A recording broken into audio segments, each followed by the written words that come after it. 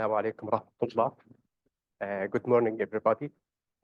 Your Excellency, President of Your Excellency, so thank you very much for your coming today, and it's our pleasure from Jordan Academic Society to thank Jordan University for hosting this very distinguished event.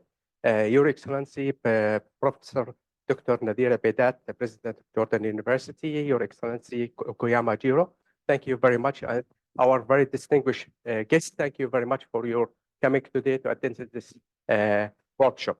It's our pleasure. I will not talk a lot because we are waiting for the Professor Oki. He is waiting for us for his lecture. I will call upon Dr. Menwer for opening remark for this session. Dr. Menwer, you come.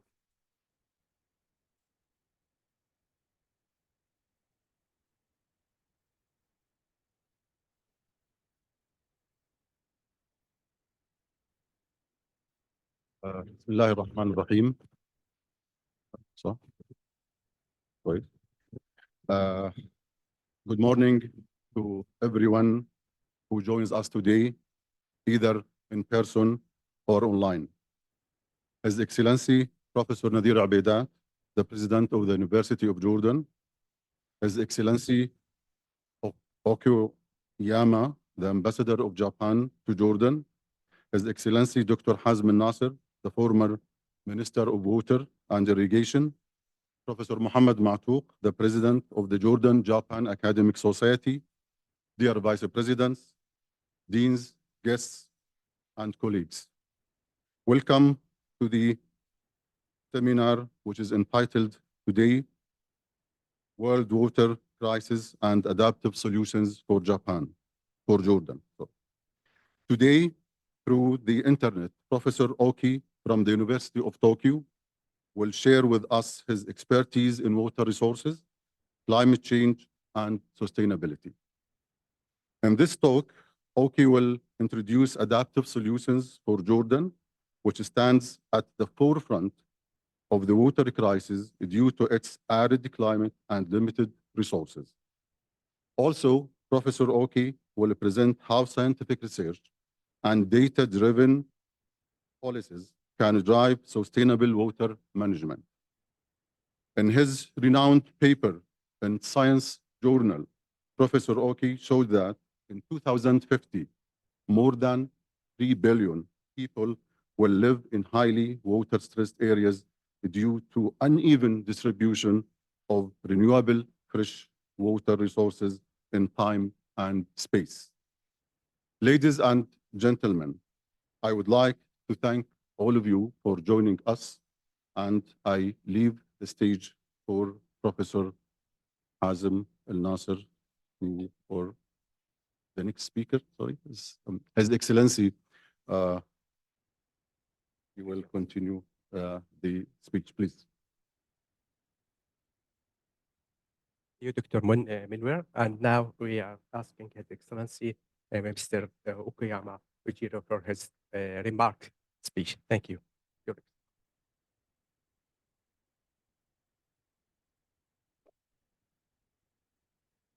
Ladies and gentlemen, distinguished guests, honorable professors, and respected government officials, it is my great pleasure to join you in this seminar today. This hybrid seminar on the water crisis is held in collaboration with Jordan University. I extend my deepest gratitude to President Professor Dr. Nathir Obeidat, Dean of Faculty of Engineering and Technology, Professor Dr. Menwer Attarakih, and their esteemed colleagues at the University of Jordan for their efforts to organize this seminar. I'm also grateful for Dr. Hazim El Naser, former Minister of Water and Irrigation, and Dr. Mohammad Matouq, President of the Jordan-Japan Academic Society, for their invaluable support for this seminar. Today, we are privileged to engage with the insights of distinguished scholar Professor Dr. Oki Taikan, a leading expert in the field of hydrology. Water is the lifeblood of our planet, sustaining ecosystems, nourishing communities, and driving economic development. However, it is also vulnerable to the impacts of climate change. demographic shift, war, refugee crisis, and all these unsustainable practices. Jordan, a country known for its resilience, is also known for having been facing significant water challenges. I hope that this seminar will offer a fresh canvas for innovative solutions to many Jordan experts, government officials, and students. Lastly, let me reaffirm our enthusiasm to strengthen cooperation with Jordan in a variety of areas. This year, 2024, marks the 70th anniversary of the establishment of diplomatic relations between Japan and Jordan, as well as the 50th anniversary of the establishment of our embassies in Amman and Tokyo. We will explore a variety of opportunities to strengthen people-to-people ties between the two countries, beginning with today's seminar as an inaugural event. Arigatou gozaimasu. Shukran. Thank you. Thank you, Your Excellency, Mr. Okuyama Jiro. Domo arigatou gozaimashita. And now we will call upon the speech from our host, His Excellency, Professor Dr. Nathir Obeidat, and the floor is for you. Thank you, Your Excellency.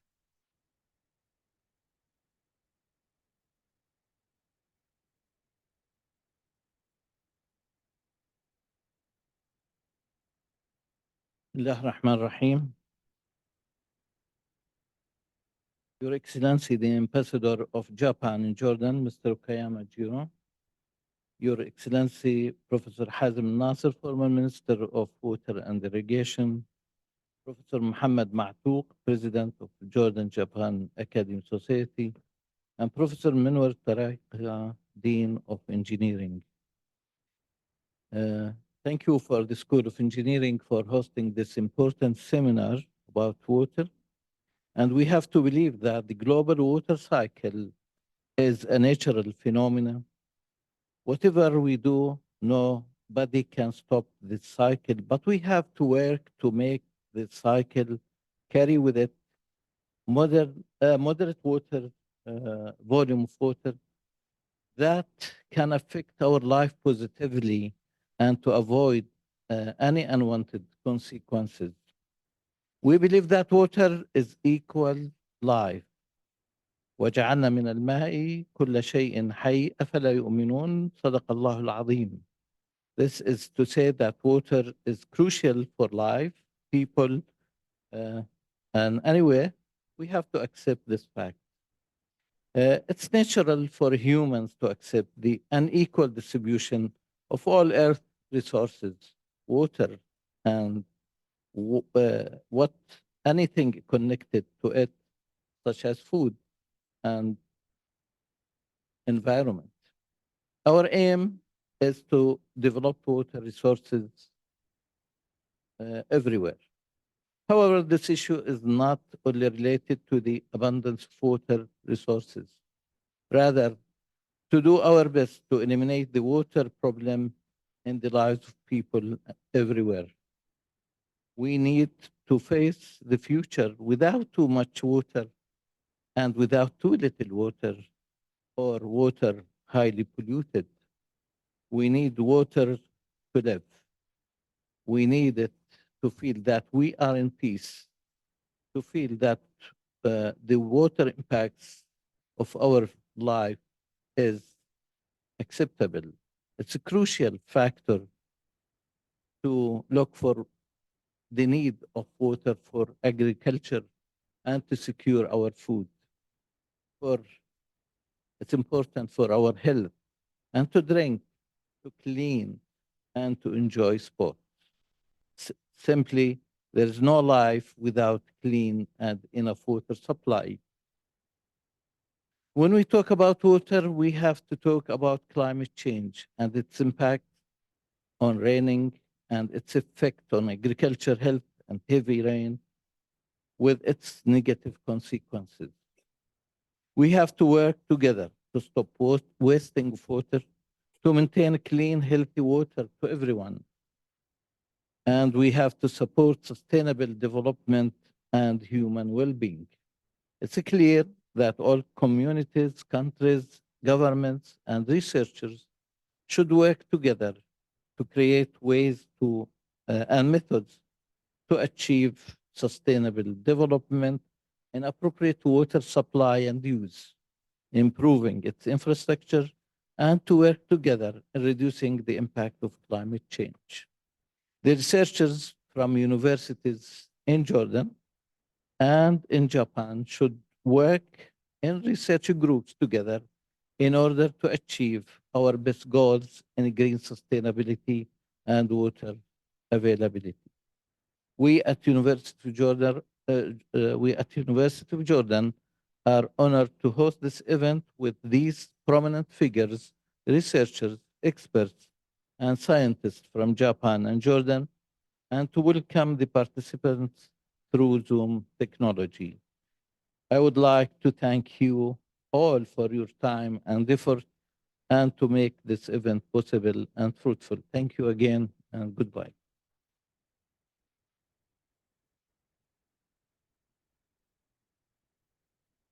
Thank you, Your Excellency, President of Jordan University. And now, before we start, and we will ask the our lecturer, Dr. Professor Oki, we will call Dr. Hazim to introduce our lecturer, and His Excellency Dr. Hazim El Naser to introduce the lecturer. As at the meantime, the lecturer will prepare his lecture, and after that, the lecture will start. Thank you.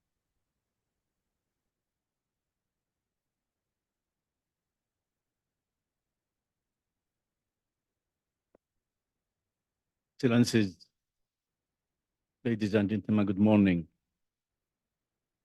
I would like to introduce our speaker for today. He's a very well-known expert worldwide, distinguished professor at University of Tokyo. And he will talk about the connection between the global freshwater crisis and a possible adaptive solutions for Jordan water crisis. I hope this lecture will be of use and benefits to all of us. I see here so many water experts, which maximize the benefits of having such an expert. What makes Professor Okai distinguished, he published in 2006 a very important paper where he connected water with sustainable development, climate change, and economy. And this paper was one of the, really, I read this paper many times, it's one of the most important papers in integrity of water resources and water management. On top of that, Dr. Okai, he's one of the coordinating lead authors for Chapter 3 Freshwater Resources of the IPCC. He also Vice President of United Nations University in Japan. He also was Assistant Secretary General for the United Nations between 2016 and 21. He is full member of Club of Rome. He also earned and deserved many global and international prizes. So, Professor Okai, if you hear me, the floor I is do. yours. Thank you very much. Thank you, Professor Matouq, and Excellencies, distinguished guests, ladies and gentlemen. It's my best honor to have an opportunity to tell you about what I know. And it seems by the introduction, everybody in the room seemed to have have some idea about what I wanted it to deliver. But let me start using some slides. So, okay, thank you. I hope you can see my slides now. Do you? Not yet. Do you see my slides?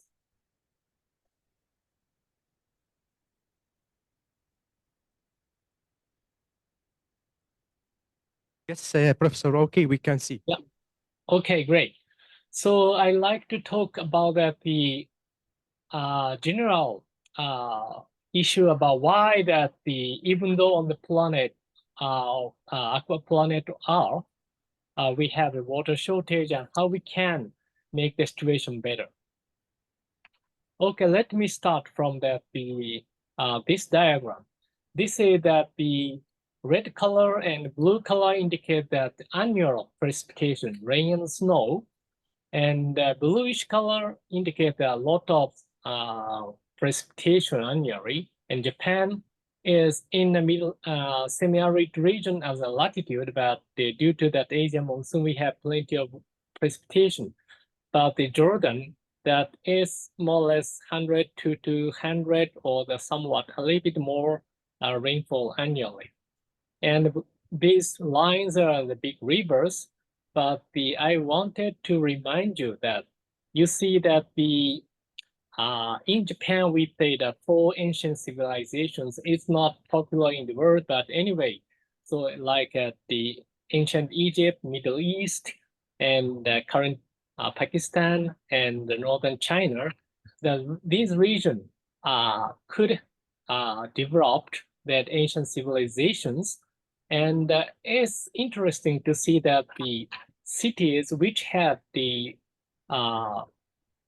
ancient civilization are located more or less arid regions. However, in upstream, that the precipitation is much, and therefore that the using that the river water for their irrigation or the other purposes, it will the civilization itself. So that the water and the human civilization are very much connected. Then let's see that global hydrological cycle. This is what refers in the introduction that they published in 2006, but still that these numbers are more or less valid. And you see that we have the evaporation over the ocean, and the precipitation is slightly less than evaporation. So that excess water vapor transported to the overland, and it falls 90% as rainfall and 10% as snowfall, and it falls and somewhat they are evapotranspirated again and back to the atmosphere, and remaining part coming back to the ocean, so that the annually 45,000 cubic kilometers of the water coming from land to the ocean. And the human water withdrawal is in total 4,000 cubic kilometers a year. That means the human beings are using more or less 10% of the water flux from land to the ocean. So only 10% may sound, oh, there are enough water, then why? Okay. So that water on the earth is recycling. So freshwater resources, renewable resources, and water on the earth is enough for current human water need. Why water shortage can occur? This is a very important point, but it seems that already that my colleagues in Jordan understand that. This diagram is the animation of the available freshwater resources in the river. And the bluish color indicates there is a lot of water. And now is April, so the snow melt occurs and propagates from south to north. And in June, Asian monsoon stirs, and a lot of water can be used over the South Asia. And as you see, that there are the geographical unequal distribution of available freshwater resources, and also there is a seasonal discrepancy between the dry season and wet season. So it's no question out of question that the uneven distribution of available fresh water in space and in time, it matters to secure the water. Then you might have a question. Well, if that the uneven distribution matters, why don't we store the water in wet season and use it in a dry season. Or if there is a water scarce region and water rich region, why don't we transfer the water from water rich region to water poor region? Okay, that is the second question you might have. About that, the storing water. This photo, I asked my former student, Miss Okane, that unfortunately, I've never visited Jordan before yet, but she has already visited Jordan a few times. And by the way, she was my student, so she studied civil engineering, but now she says she herself as a world kitchen explorer and visiting the kitchen in households everywhere in the world and reporting and writing books. But anyway, what I want to tell you is these white tanks she identified because she was my student. So say, teacher, that there were so many water tanks on the roof in Jordan. Yes, and it reminds me about these white tanks in near Naha City in Okinawa, southern part of Japan. This region in the past has experienced serious drought and very frequent drought in the past, so that all the households put these water tanks on the roof, and they have been preparing for that water supply shutdown, maybe under the very serious condition. Water supply is only once in 2 days, so that one day some water supply, one day without water supply. Therefore, they are prepared like this. And of course, not like this household size storage, but in Japan, we have prepared some big reservoirs, big as a small island country like Japan, but not as big as the continental reservoirs still, but we have developed the dams and stored reservoirs and use these water, store the water during wet season and use in the dry season. Then about that transport. Transport is very tricky for water. That is another specific aspects of the water. This diagram is that the horizontal axis is the unit price of the various goods, and vertical axis is that the annual quantity that the consumed in the world. And you see that the unit price of water, tap water supply to the households is approximately that the $1 for the cubic meter of water, 1 ton of water, that is 1,000 liter. And the desalinated water is a similar price. And the industrial water is generally supplied by the several dimes, 20, 30 cents per metric ton. And agricultural water, if that is from the ordinary surface water irrigation, that is a few cents per cubic meter. And you see, such inexpensive commodity does not exist except for the water. For example, bottled water is like that a few dollars, the $1,000 or at least how much? At least a few $100 for that 1 cubic meter of the water, bottled water. And most of the food products like these certain values. And you see the more costly product like the whiskey, sake, I'm sorry that you may not drink alcohol, but mobile phones or the gold, they are very expensive. And but water is such an very inexpensive commodity. The reason is, or maybe you may think, oh, cheaper water is good. However, we need to transport these commodities place to place. But if that is too cheap compared to its unit price, then, for example, that the bringing that the water 1 ton of goods by tanker, I mean, a tanker is that the water truck costs like that $1 or the a little bit less than that per cubic metric ton. And in the pipeline, it's affordable, a few dollars per tons. However, if you will bring these as by the airplane, it's too costly, and you cannot use this cheap water, but well, bottled water can be. So that the water is, because that we use a lot of water every day, that story comes later, but therefore water not only clean, but water must be abundant and cheap. So that is the specific characteristics of the water.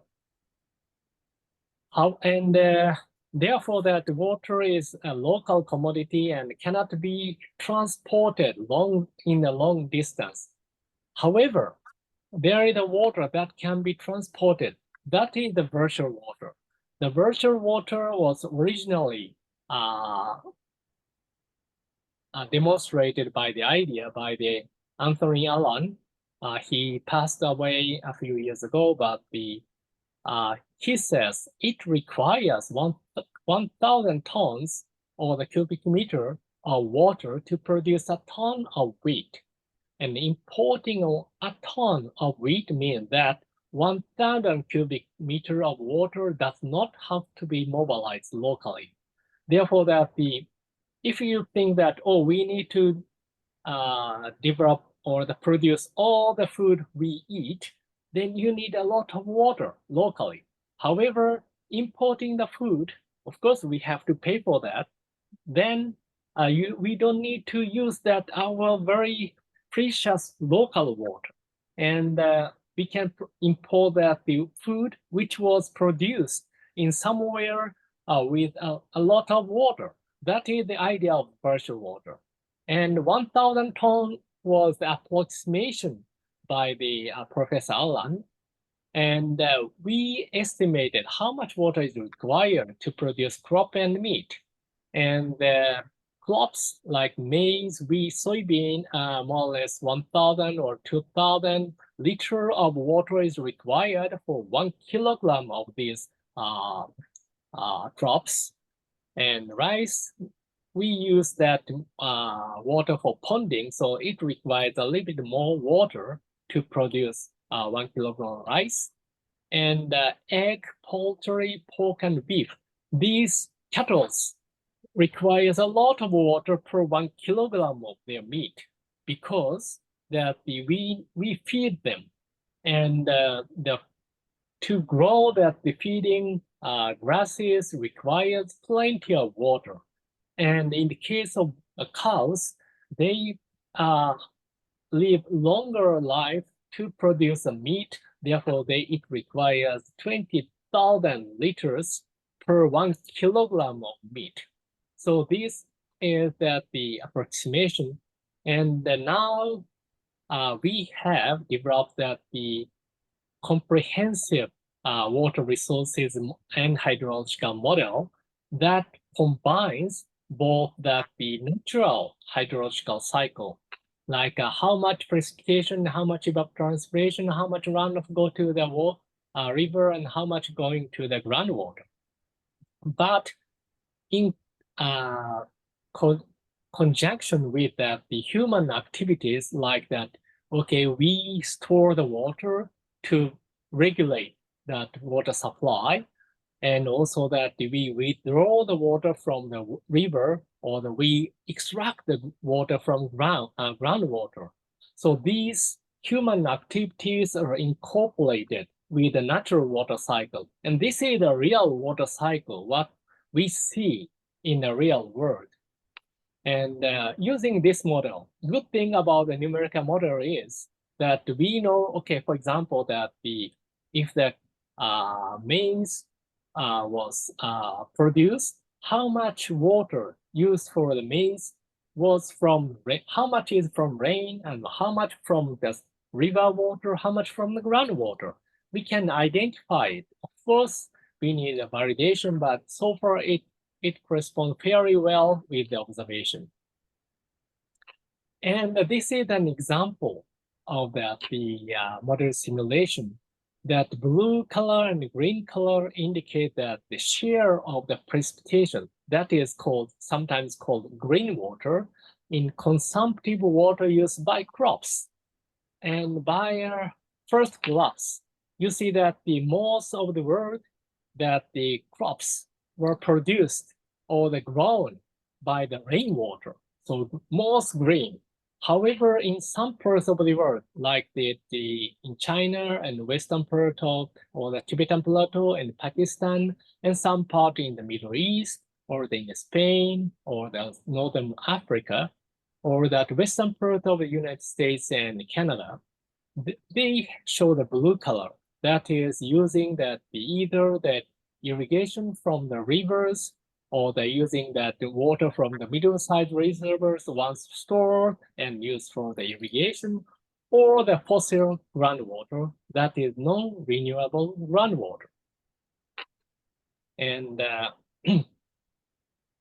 now we come to that the virtual water can be traded. And this one is that for the year of the 2010, I guess, and combining that the world food trade, and if the importing country produce this importing food locally, how much water should have been needed? That was aggregated and in each country and also accumulated in several regions in the world. And you see now that most of the virtual water trade is coming from North America to the Eastern Asia, a little to the Middle East or the North Africa or the Southern, actually it's from Mexico, or that from the South America to Europe or that to East Asia like this.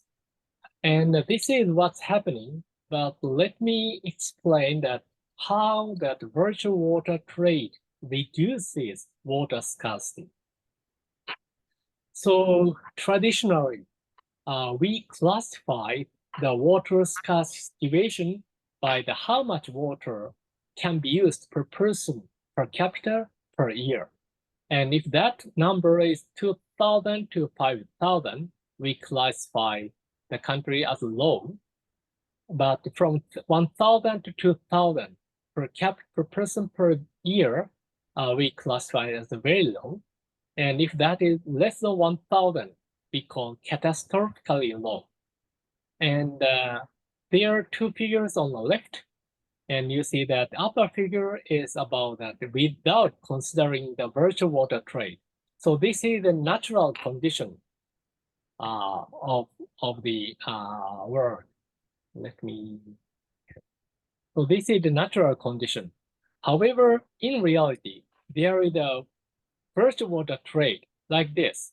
So even though that could be controversial, but importing virtual water per person can be added to this water scarcity analysis. Then the bottom figure includes the virtual water trade.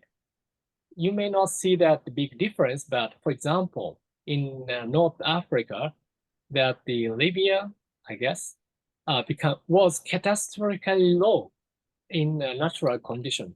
But if we consider that the virtual water trade, so it's considered as a low water scarcity.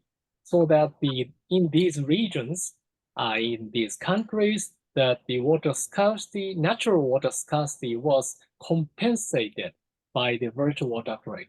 This is the original idea of the virtual water trade by the Professor Tony Allen, that he says in the Middle East, in some countries, some regions, the water scarcity is so serious so that it's not surprising that if we see that the conflict or even that the official law over water. However, after that the 50 years of that the Middle East war, that the there was no war over water, and he thought that okay, virtual water could be the key to reduce the water conflict or the water scarcity in such a dry region where that water scarcity is serious.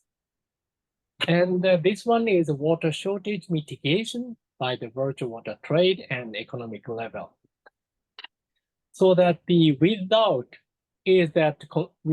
considering that the virtual water trade, and W is the with consideration of the virtual water trade.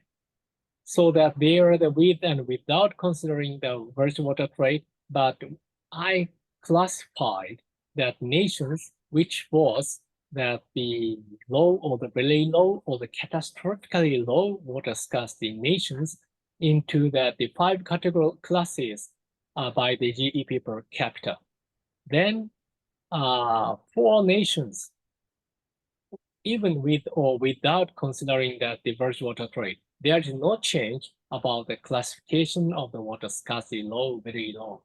However, rich countries like that, per person GDP is more than 20,000 USD a year, then if we do not consider the virtual water trade, more than half is nations classified as catastrophically low water scarcity, and a few are very low. However, considering the virtual water trade, the number of catastrophically low becomes half, and only 1 nation for the very low, and rest is classified low.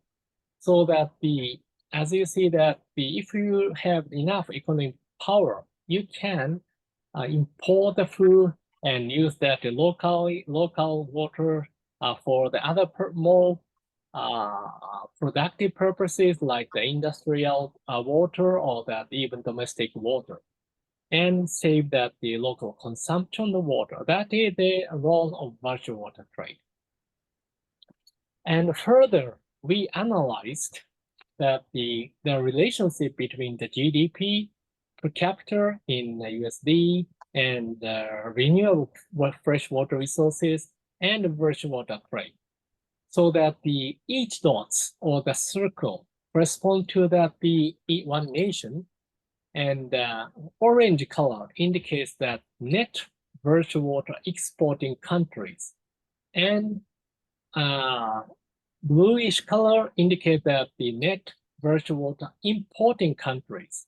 And there are a mixture of the nations around here. However, what I can tell you is net virtual water exporting countries has a higher renewable freshwater resources per person per year. So the most of the countries are around here, like the Australia, Uruguay, and Argentina, or Brazil, Paraguay, Canada. And dry regions are importing a lot. And I guess, I'm not sure that in the original paper, I'm sorry that we didn't identify Jordan, but this plot could be the Jordan. And in the Middle East, a lot of countries importing a lot of that the virtual water and saving their own domestic water. Like you have this statistic was, I guess, 2010. Therefore, you could have the 100 cubic meter per person per year. But now I know that we have less because of the population growth.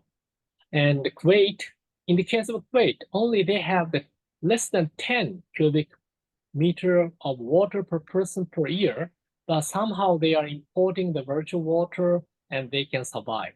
But I wanted to remind you is, here is no country, I mean that the economically poor and water poor nation does not exist. So that means that to sustain the water, to sustain a nation, we need either economic power or the water. So, but if we do not have neither of them, nation cannot be established. Therefore, that we need that water or the economic power, or of course both. Okay, then solution phase. How much water do we need to secure every day and how we can get it? So this is the diagram that every day we consume that on average, world average, 80 grams of protein, 80 grams of fat, and 2 liters of petroleum, or that the 3.4 kilogram of oil equivalent energy. So these are only less than 100 grams and 2 liters or a few kilograms of the energy. However, at least we need to drink 1 to 2 liters for drinking, and for domestic purpose that depends on the culture of the nation, but at least 40 liters or 50 liters to that the 400 liters or more for we use in the household. And but we should be reminded that we need 2,000 to 3,000 liters of water for food production. Then how much renewable freshwater resources are available in Jordan and in Japan? Yeah, this one I was learned from that the Ministry of Foreign Affairs of Japan that in Jordan this kind of report was published, and I was very much impressed. In Jordan in 1946, that the 3,600 cubic meter per person per year of renewable freshwater resources were available, but due to the population growth, in 2021 it was 160. Not 1/6, but 1/60. So available freshwater resources are reduced a lot.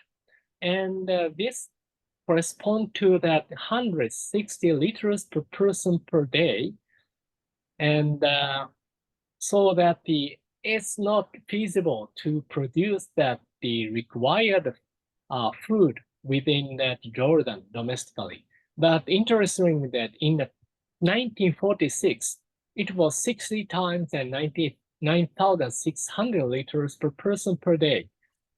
And it's just by accident, but it corresponds to the current Japanese available renewable freshwater resources. That is approximately 9,600 liters per person per day. So in the past, that the available freshwater resources in Japan and Jordan was similar, but after that 80 years of the development in Jordan, that the water scarcity became a serious problem.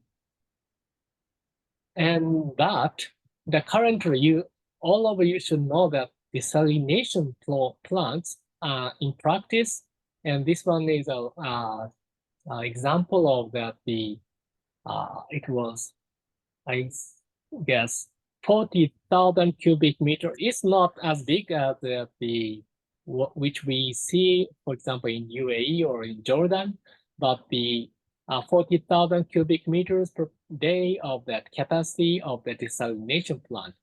And of course, that the energy poor country like Japan, desalination cost is comparatively high, but still is affordable for drinking water in an emergent drought case. And maybe that operationally is feasible in a dry country with a lower energy cost. And not in the urban area, but if you go to the rural remote areas, technology to squeeze water from the atmosphere has also been put into practical use now. But please be noted, these equipment can produce like that 100 liters per day, or that the 40 liters a day, or the 15 liters per day is just for one household. Of course, that depends on the number of the people. So, but still, we can squeeze the water even in the dry nation. For example, Jordan is close to the sea, so that in the atmosphere, there are water vapor in it. So it can take the water from that air. But this kind of instruments can be implemented maybe in remote areas with a low population density, not to the urban areas. And if that you have rain, of course, rain harvesting can be effective for miscellaneous domestic water uses and water greens, but so still that the water tanks can be implemented in Jordan. And this one is that the photo I took in Albania, Spain. They call this region as the plastic town because you see a lot of that the vinyl houses for that agriculture production. So that in such dry areas, evaporation control and efficient irrigation are essential. So that inside the vinyl house is like this, so that the very highly it's already 20 years ago, but the technology were invested and agua no potable, so that the water cannot be drinkable. Cannot be drunk, but the water for irrigation can be recycled sewage water or brackish water and undrinkable. That's fine for such purposes. And this is that of course, the drip irrigation system and monitoring that soil moisture and also that the growth of the plants and apply for the supply that the minimum amount quantity of water to these crops or the vegetables. So this kind of technology, I think that very popular in your region.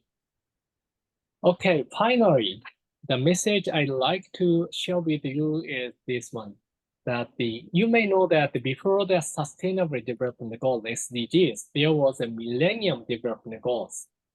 And in that, there was the target 7.C, half by 2015, the proportion of the population without sustainable access to safe drinking water and basic sanitation. And when I heard it, I didn't expect that time that I will join UN and became a UN officer. But anyway, that when I heard this, UN organization is declaring some very high goal and asking that the funding to their activities. And I thought it's not realistic to achieve this. However, what really happened in the world is that when MDGs, Millennium Development Goal, was established, that the world population was 6.1 billion, and among them 1.0 billion had no access to safe drinking water. So that is 16%. But reference year was 1990, and at that time, 5.3 billion people, and among them, 1.3 billion. Namely, the 24% of the people has no access to drinking water. Then the target of the MDG was halved. Therefore, the 12% to reduce 24 to 12% was the target. But in reality, in 2010, world population became the 6.9 billion. Among the only 0.7 billion has no access to safe drinking water, and target was achieved before that the target year was 2015. And finally, that when that target year came, in 2015, that the people has no access to safe drinking water was only 8% in the world. That means 1/3.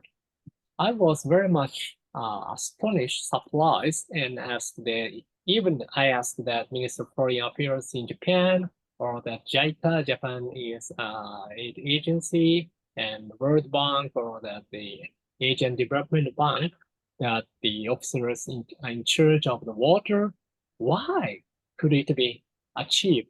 And they say, that's an interesting question. We have never thought about that. So we investigated maybe, and we believe this could be the reason, or at least one of the reasons. So this one is also the GDP per capita and access to improved water resources. And each arrow corresponds to one nation. And starting point is that the value at 1990, and the ending of the arrow corresponds to the 2015 values.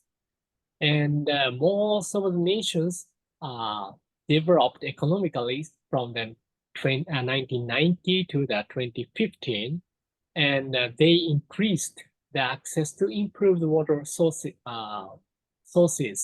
and especially during the 1990 to 2015, India and China started to grow from the very least developed nation to the emerging nation or that middle income nation.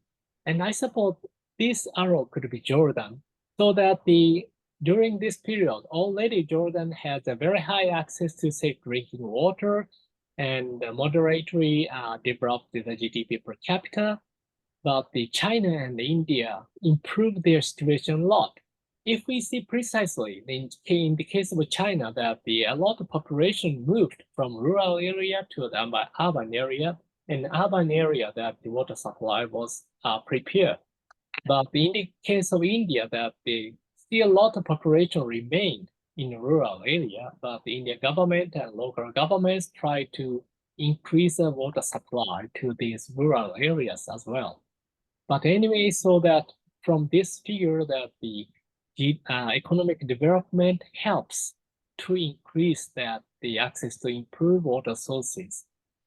And in the case of MDGs, that because of India and China, which occupies more than 1/3 of the world population, develop themselves and prepare the access to safe drinking water, that helped to MDGs to be of the water could be achieved. Okay, let me conclude and go for discussion. I would say that with the rapid increase in population in Jordan, water supply and demand is becoming tighter, but it can be said that the increase in water supply has made the population increase and economic development in Jordan possible. Therefore, there is an interaction between the investment in water and economic development and social development. And therefore that I would highly recommend Jordan to continue to increase investment in water through economic development. But we need to wisely use the water according to the purposes. So drinking water can be produced in the factories like a desalination or the other ways, even though it can be somewhat expensive and energy intensive. And domestic water that comes into contact with the human body, like drinking or the washing, must be purified, and maybe from surface water or could be from groundwater. But for miscellaneous purposes, washing can be recycled water. And that's occurring in many countries in the world. And irrigation water can be recycled, sewage water or black water. And the key is to suppress evaporation and improve irrigation efficiency. And water for food production can be supplemented by the virtual water trade, but to import the virtual water, to enhance the virtual water trade, we needed economic development. Therefore, the conclusion is we need to make that the good cycle of that water investment and economic development and water investment again. So that could be the possible solution, and I think Jordan is on track for that. So thank you very much. That is one-sided talk from my side, and I am very much pleased to have the conversation with you. Thank you.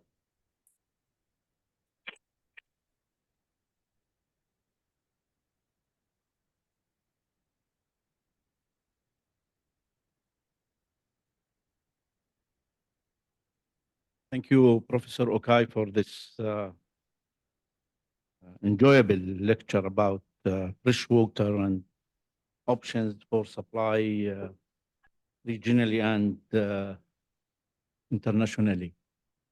I can summarize the lecture we heard from Professor Okai with the following point, if you allow me.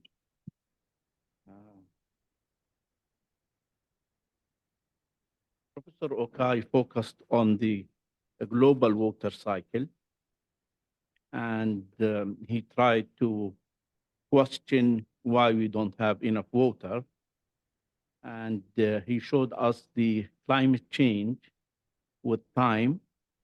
Maybe you saw the simulation on the map, how water abundancy moved actually from south to north and back almost to Europe.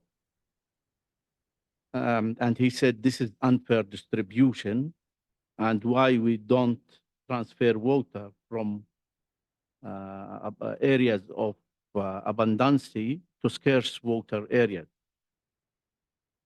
And he talked a lot about cost of water in terms of transport, distribution, and storage, as well as having healthy and clean water for drinking water purposes.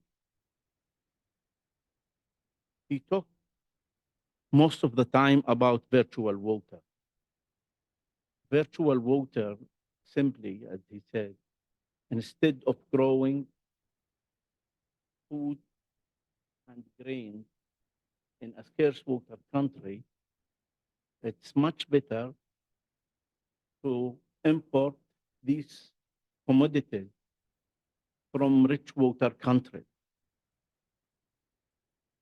I agree with him and disagree with him. Agree, yes, this is correct under ideal circumstances. But in our area in particular, and I would like you to hear this comment, Professor Okai. In our area, for example, the COVID-19 crisis, where the chain of supply disrupted, we could not move commodities. Even countries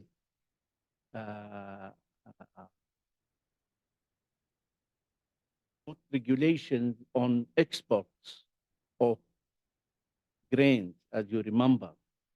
In such a case, the food security of X country will be threatened by such an action. In our area, the Middle East in particular, the regional tension is something really against virtual water application. Today, as we see it, we have all the tension on the most important transport area, which is the Red Sea. We could not get our goods as we used to. And in such a case, virtual water again endangered the food security of the country, but this is just for you to remark. We talked a lot about how we produce commodities. 1 kilo, 1 liter of milk need like half cubic meter of water, and 1 kilo of beef needs like 20 cubic meter of water, which we can import from Argentina or Brazil. And the other issue with the virtual water, Professor Okai, again, I want you to hear this, and you mentioned this in one of your slides. Virtual water works perfectly with rich countries where they don't have problem of foreign currency, for example. Countries like us, where foreign currency is something we watch day and night. Import of food via the virtual water theory, again, is something that we have to consider the foreign currency reserve.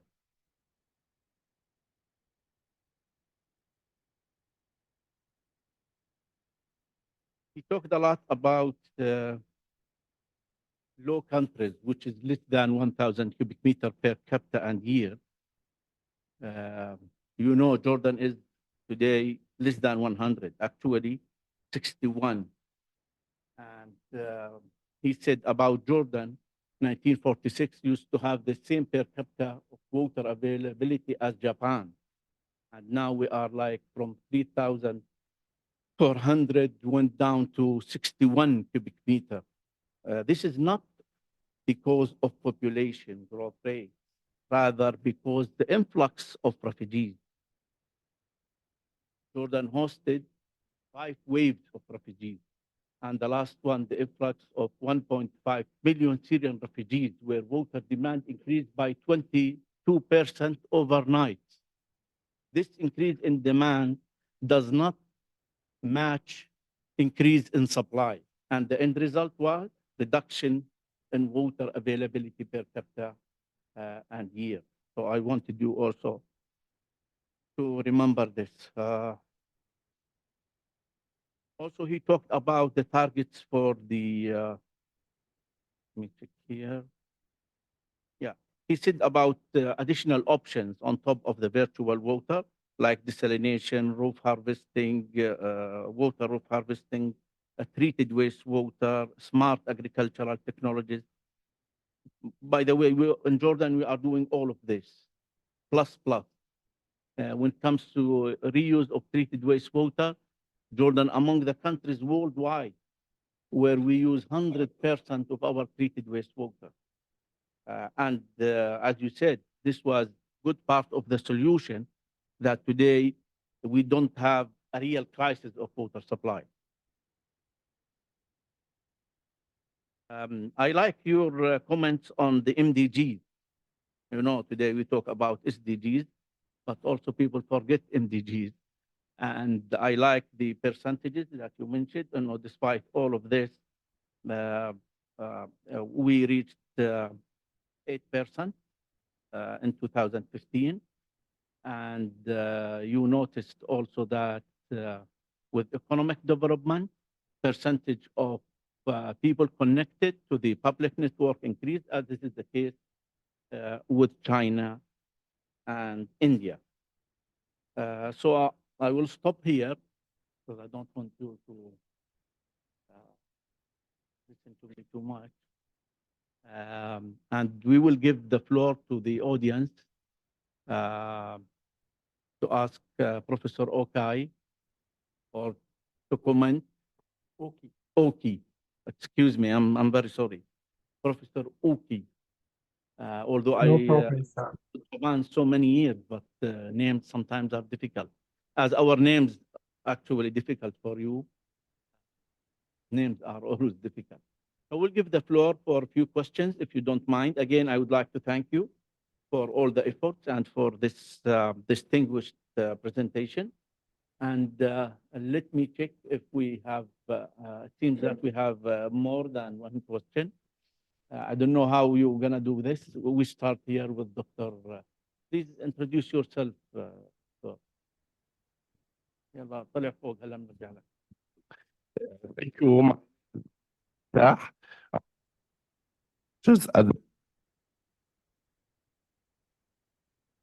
This week. Thank you for your informative lecture. I have two major comments on this issue. I will carry on what His Excellency Dr. Hazim mentioned about virtual water. Virtual water concept is applicable when we have an ideal situation.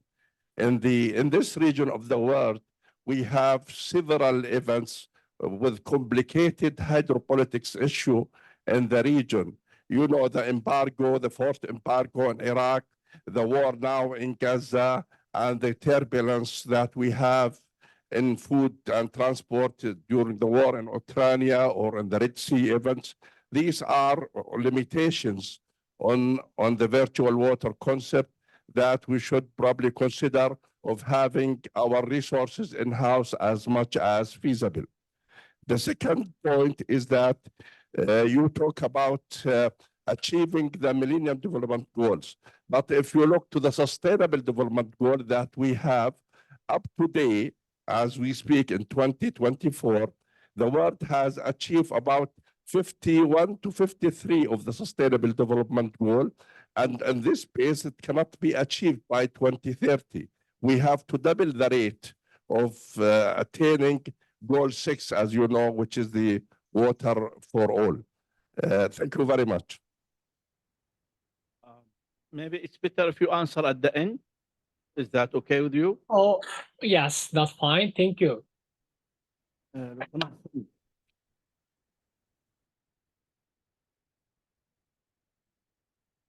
Yes, thank you. Sure.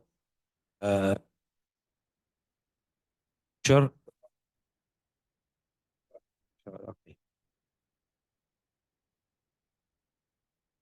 And the solution you have provided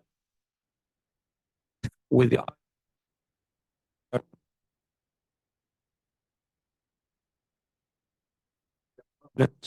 among across the board. It's to the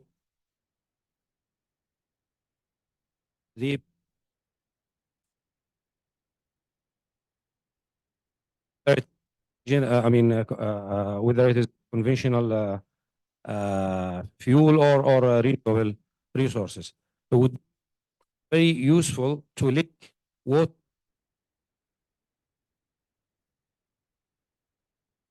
political conflict and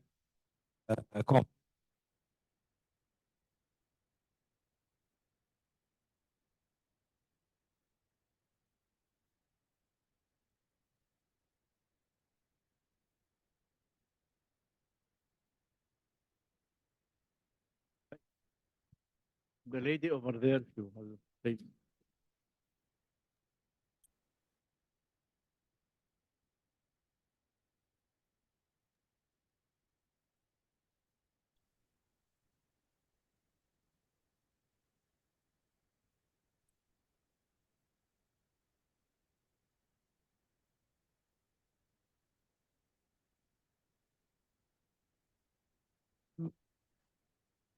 Associate Professor of Environmental Engineering from University of Jordan, School of Engineering. Actually, I would like, certainly food security is an issue, especially with an area that suffers. So we have to be careful on considering virtual water. My comment, I would like to hear your response regarding one of the you mentioned in the remark, in your final remark, which is the reuse of reclaimed water. As His Excellency mentioned, it is really, we are a leading country in the matter of agricultural reuse, but I would like to hear your perspective about still some social aspects related to reuse of wastewater, because already we use more than 90% of our wastewater. We still suffer some of the social aspects from people not in the domain of water management, maybe in the agriculture. It still exists. So I would like to hear your perspective into social aspects, behavioral changes, because this is really crucial with wastewater reuse, whether we like it or not. Thank you. Anybody else? Yes, sir. Thank you very much. My name is Suzuki from Japan International Cooperation Agency, Jordan office. I was very impressed about the virtual water. Hello, yes. And the other argument about the possibility of such concept applying to this country. But simultaneously, what I'm thinking is that with the perspective of food security or water security, dependency on the other countries, and how to reduce such dependencies, that is very important. But also considering that how to improve the water scarcity in this country, so that maybe the percentage or ratio with depending on the other countries through the virtual water trade, or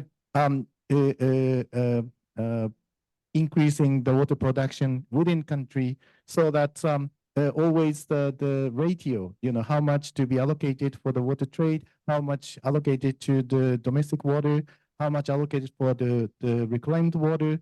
So how do you think that about, with the consideration of security issue, maybe food security, water security, energy security issue, with the consideration of such security issue, how do you do you have any idea of how much is the best ratio of this water trading? Thank you very much. Okay, Professor Okai. Yes. Thank you again. Okay. You have now the question, if you don't mind to elaborate. Yeah, on of course. And questions. Yeah. And, Also, yeah. Thank you very much for your very enthusiastic question that reminds me that you're so much dedicated to listen to my talk. And several questions touches about the geopolitical situation or the difficulty of the virtual water trade. And as I told you that I've never been to Jordan before, so I do not feel that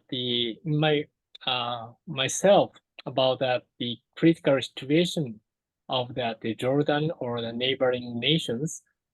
But Japan also depends on the virtual water trade a lot. And actually, that the more than 60% of that food by the converting to the virtual water is from outside or from overseas in the case of Japan. So more than half of the food supply in the calorie base from outside of Japan. That is the situation with Japan. It's not because of that the shortage of water, but I would say shortage of the flat land is not enough in island country like Japan. So, but anyway, the figure is like this, similar to that some nation, and we dependent on the virtual water a lot. And some people in Japan says, oh, we should increase that the food self-sufficiency more. However, yeah, from here, okay, so that is a fact. And my opinion, personal opinion is, if you see some very big nations which think themselves are self-sufficient, then sometimes they become very arrogant and feel, okay, they can survive by themselves alone. So they do not care about the other nation. They do very honest attitude to the other countries. And sometimes they fight with the other nations. Instead, in the case of Japan, we are very much independent to the peaceful, mutual relationship between the nations. Therefore, we are trying to make the world more peaceful. And as a citizen of Japan, we feel that, okay, I fully understand you want to be independent and self-sufficient, but somehow we cannot. And maybe in the case of Jordan now, the water resources per person is critically low. And from water perspective, Jordan cannot be independent, should have some dependency to the other nations now. That means unless using a lot of energy to desalinate all the water you need, it's not practical to say, okay, we have that critical situation in geopolitics in this region. So we should not depend on the virtual water, but instead, so better to coordinate that the more solidarity among the nations. Otherwise, I think that should be, of course, that nobody wants the conflicts. So I think that the water gives a pressure for that the nation to be more collaborative. So that is maybe that too naive, but that's my expectation. So, and about the SDG 6, yes, you're right that the SDGs is not on track, but in the case of water, comparing the indicators used for that SDGs and MDGs are different. I mean, under the MDGs, that it was that the access to safe drinking water. And in that case, in some nations, that even that the wells are more than 30 minutes to go far away, but still if there is that the water and if that can be potable, then it was that person has an access to safe drinking water. But in the case of SDGs, that another indicator was defined as that the access to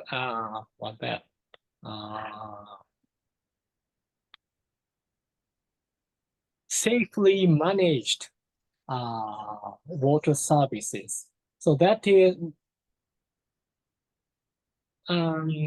not that you have that the water supply should be in your own premise, in your household, so that the condition is more strict and better. Therefore, that the people are not have that the much access to and access safely managed water source. But the situation is much better than the era of MDGs. So, but still, I think that the UN would like to give pressure to all the nations to improve the situation. Therefore, that the, at least in the case for the water target. So, of course, we need to accelerate that improvement. But I hope that even that the current SDGs will not be met until 2030, but we should continue our efforts to achieve it. And reclaimed water for re-irrigation, that mental or the physical barrier is very challenging in all the regions. Therefore, that what's happening in US or in some other nations is, so return the reclaimed or the recycled water to the surface water and withdraw from the surface water or groundwater.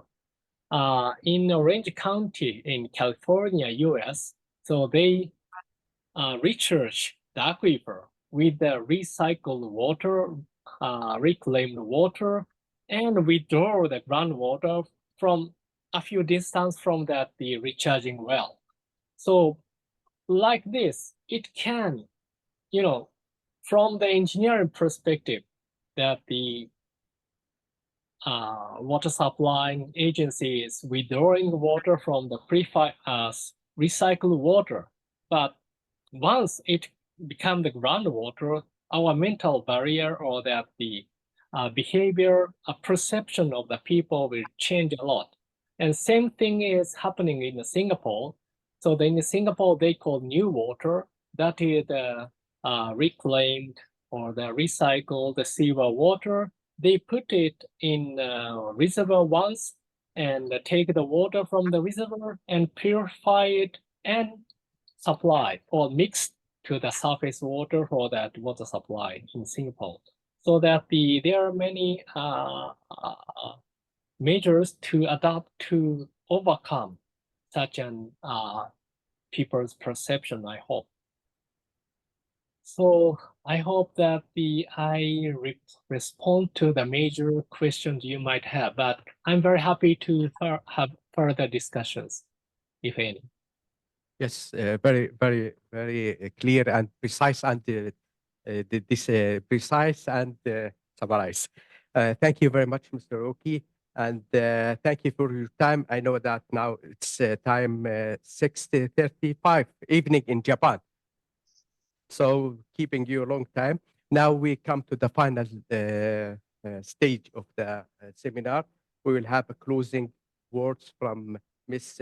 Mika Yamada, the Cultural Attaché of Embassy, to thank the host and thank the audience for attending this.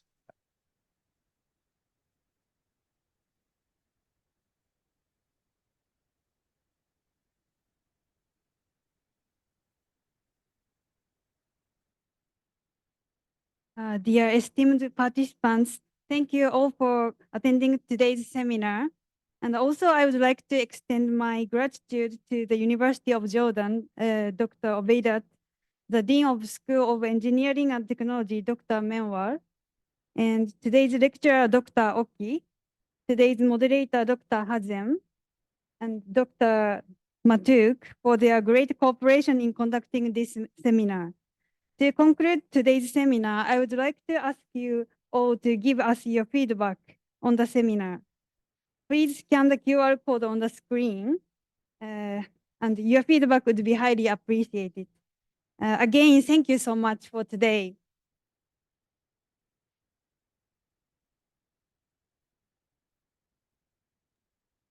Really, thank you very much. Thank you. Thank you very much for your attendance, and thank you, Dr. Oki, for coming here. Time, very valuable lecture, very impressive. And thank you, Your Excellency, the President of Jordan University, to host this event in collaboration with the Embassy of Japan. Thank you, your distinguished guests, all of you. Thank you very much. We have a coffee break for you. Please enjoy your time together, and very, very, very grateful. Thank you very much. Thank you very much and have a nice day.